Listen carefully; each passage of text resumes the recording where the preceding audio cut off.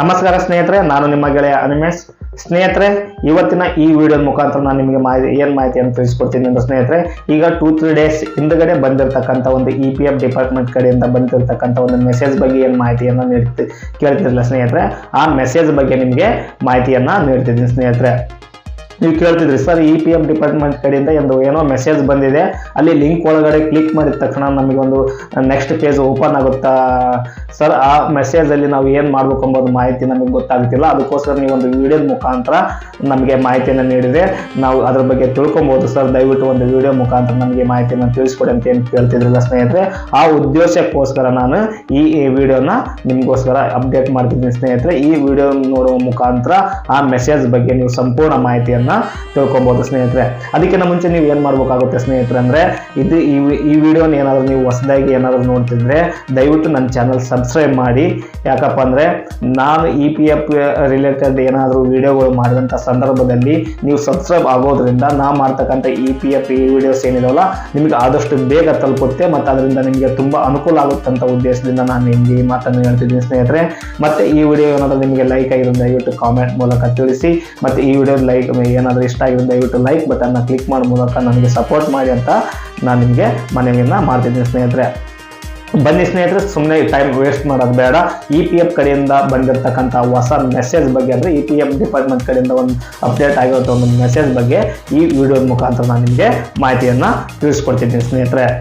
ಬನ್ನಿ ಸ್ನೇಹಿತರೆ, ನೀವು ನಿಮಗೆ EPF ಪ್ರತಿಯೊಬ್ಬ EPF ಮೆಂಬರ್ಸ್ಗೆ ಏನು ಹೊಸ ಈಗ ರೀಸೆಂಟಾಗಿ ಏನು ಮೆಸೇಜ್ ಬಂದಿದೆಯಲ್ಲ ಈ ಬಗ್ಗೆ ಮಾಹಿತಿ ತಿಳಿಸ್ಕೊಡಿ ಅಂತ ಏನು ಹೇಳಿಲ್ಲ, ಅದೇ ಮೆಸೇಜ್ ಬಗ್ಗೆ ನಾನು ಇವಾಗ ಮಾಹಿತಿಯನ್ನು ತಿಳಿಸ್ತಿದ್ದೀನಿ ಸ್ನೇಹಿತರೆ.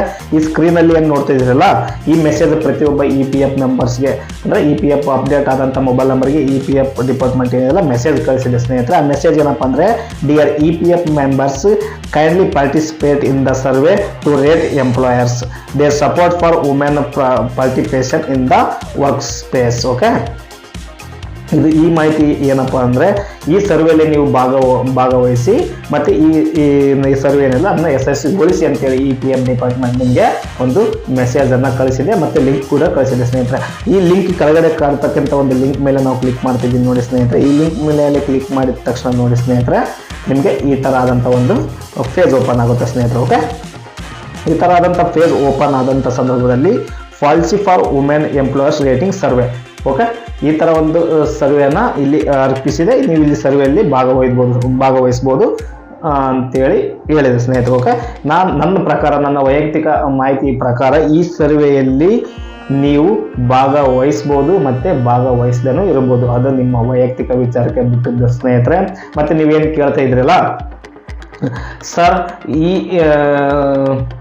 ಇದರಲ್ಲಿ ಅಂದರೆ policy for women employers rating ಸರ್ವೆದಲ್ಲಿ ಏನಾದರೂ ನಾವು ಭಾಗವಹಿಸಿಲ್ಲಪ್ಪ ಅಂದರೆ ನಮಗೆ ಮುಂದೆ ಫ್ಯೂಚರ್ಗೆ EPF ಡಿಪಾರ್ಟ್ಮೆಂಟ್ ಕಡೆಯಿಂದ ಏನೋ ಪ್ರಾಬ್ಲಮ್ ಆಗುತ್ತಾ, ಮತ್ತು ಯಾವುದೋ ಒಂದು EPFಗೆ ಸಂಬಂಧಪಟ್ಟಂಥ ಸಮಸ್ಯೆಗಳು ಏನಾದರೂ ಎದುರಾಗುತ್ತಾ ಅಂತೇಳಿ ನಾನು ಕೇಳ್ತಿರಲಿಲ್ಲ ಸ್ನೇಹಿತರೆ. ಆ ಥರ ಏನೂ ಇಲ್ಲ ಸ್ನೇಹಿತರೆ.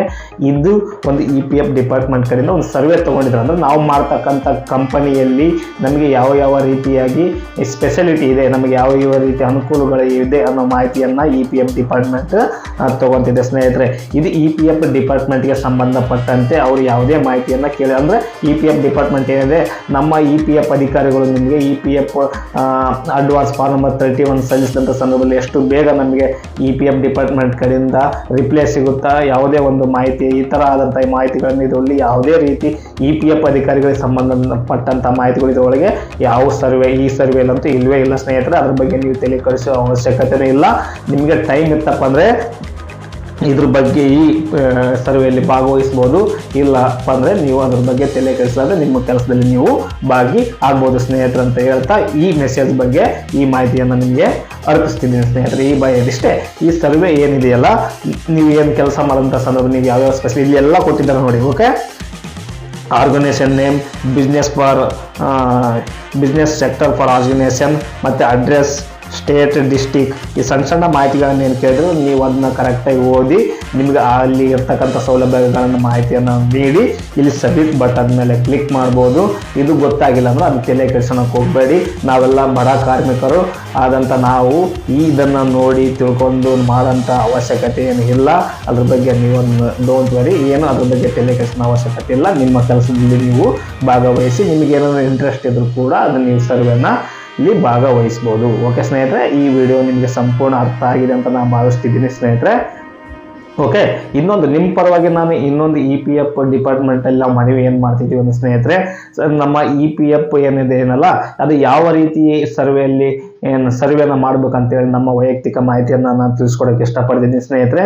ಮತ್ತು ನಿಮ್ಮ ಪರವಾಗಿ ಮತ್ತು ನಮ್ಮ ಪರವಾಗಿ ನಾವು EPFಗೆ ಸಂಬಂಧಪಟ್ಟ ಕೆಲವೊಂದು ಸಮಸ್ಯೆಗಳಿಗೆ EPF ಕಚೇರಿಗೆ ಹೋದಂಥ ಸಂದರ್ಭದಲ್ಲಿ EPF ಅಧಿಕಾರಿಗಳು ನಿಮ್ಮ ಜೊತೆ ಯಾವ ರೀತಿಯಾಗಿ ಮಾಹಿತಿಯನ್ನು ನೀಡುತ್ತಾರೆ ಅನ್ನೋದ್ರ ಬಗ್ಗೆ ನೀವು ಫಸ್ಟ್ ಸರ್ವೆ ಮಾಡಿ, ಅದಾದ ನಂತರ ಗ್ರೀವೆನ್ಸ್ ಅಪ್ಡೇಟ್ ಮಾಡಿದಂಥ ಸಂದರ್ಭದಲ್ಲಿ EPF ಅಧಿಕಾರಿಗಳು ಎಷ್ಟರ ಮಟ್ಟಿಗೆ ನಮಗೆ ಮಾಹಿತಿಯನ್ನು ತಲುಪಿಸ್ತಾರೆ ಅದರೊಳಗಡೆ, ಮತ್ತು ಎಷ್ಟು ದಿನದಲ್ಲಿ ಸಲ್ಲಿಸ್ತಾರೆ ಅದ್ರ ಬಗ್ಗೆ ಸರ್ವೆ ಮಾಡಿ, ಮತ್ತು EPF ಜಾಯಿಂಟ್ ಡಿಕ್ಲರೇಷನ್ ಫಾರ್ಮ್ ಸಲ್ಲಿಸಿದಂಥ ಸಂದರ್ಭದಲ್ಲಿ ನಮ್ಮ EPF ಕಚೇರಿ ಅಧಿಕಾರಿಗಳೇನಿದ್ರಲ್ಲ ಅದ್ರ ಬಗ್ಗೆ ನಿಮಗೆ ಯಾವ ರೀತಿಯಾಗಿ ಅದು ಎಷ್ಟು ದಿನದಲ್ಲಿ ಅದನ್ನು ನಿಮಗೆ ಕಂಪ್ಲೀಟ್ ಮಾಡಿಕೊಡ್ತಾರೆ ಅನ್ನೋದ್ರ ಬಗ್ಗೆ ಮಾಹಿತಿಯನ್ನು ಕೇಳಿ ಸರ್ವೆಯನ್ನು ಮಾಡಿ, ಮತ್ತು EPF ಡಿಪಾರ್ಟ್ಮೆಂಟ್ನಲ್ಲಿ ಬರ್ತಕ್ಕಂಥ ಆನ್ಲೈನ್ ಸ್ಪೆಷಾಲಿಟಿ ಏನಿದೆಯಲ್ಲ, ಈ ಸ್ಪೆಷಾಲಿಟಿ ಅಲ್ಲ, ಆನ್ಲೈನ್ನಲ್ಲಿ ನಾವು ಒಂದು ಯಾವುದೋ ಕೋವಿಡ್ ಇದು ಫಾರ್ಮ್ ನಂಬರ್ 13 ಮತ್ತು ಫಾರ್ಮ್ ನಂಬರ್ 31, 19, 10D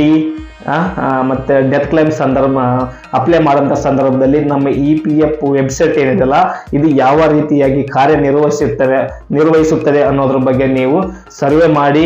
ಈ ಸರ್ವೆ ಮೂಲಕ ನಿಮಗೆ ಗೊತ್ತಾಗುತ್ತೆ EPF ಡಿಪಾರ್ಟ್ಮೆಂಟ್ ಕಡೆಯಿಂದ ಬರ್ತಕ್ಕಂಥ ಸೌಲಭ್ಯಗಳು ಕಾರ್ಮಿಕರಿಗೆ ಯಾವ ರೀತಿಯಾಗಿ ಎಷ್ಟು ಬೇಗ ತಲುಪುತ್ತೆ ಅನ್ನೋ ಮಾಹಿತಿ ಕೂಡ ನಿಮಗೆ ಸಿಗುತ್ತೆ ಅಂತ ನಾನು ನಿಮಗೆ ಮನವಿಯನ್ನು ಮಾಡ್ತಾ ಇದ್ದೀವಿ.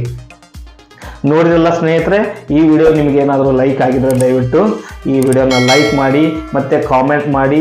ಯಾರಾದರೂ ಹೊಸದಾಗಿ ನೀವು ಏನಾದರೂ ನನ್ನ ಚಾನಲ್ ನೋಡ್ತಿದ್ರೆ ದಯವಿಟ್ಟು ಸಬ್ಸ್ಕ್ರೈಬ್ ಮಾಡಿ ಅಂತ ತಿಳಿಸ್ಕೊಡ್ತಾ ನಾನು ಈ ನೆಕ್ಸ್ಟ್ ವಿಡಿಯೋದಲ್ಲಿ ನಾನು ನಿಮ್ಮನ್ನು ಭೇಟಿ ಆಗ್ತೀನಿ ಸ್ನೇಹಿತರೆ. ಧನ್ಯವಾದಗಳು, ಶುಭ ದಿನ.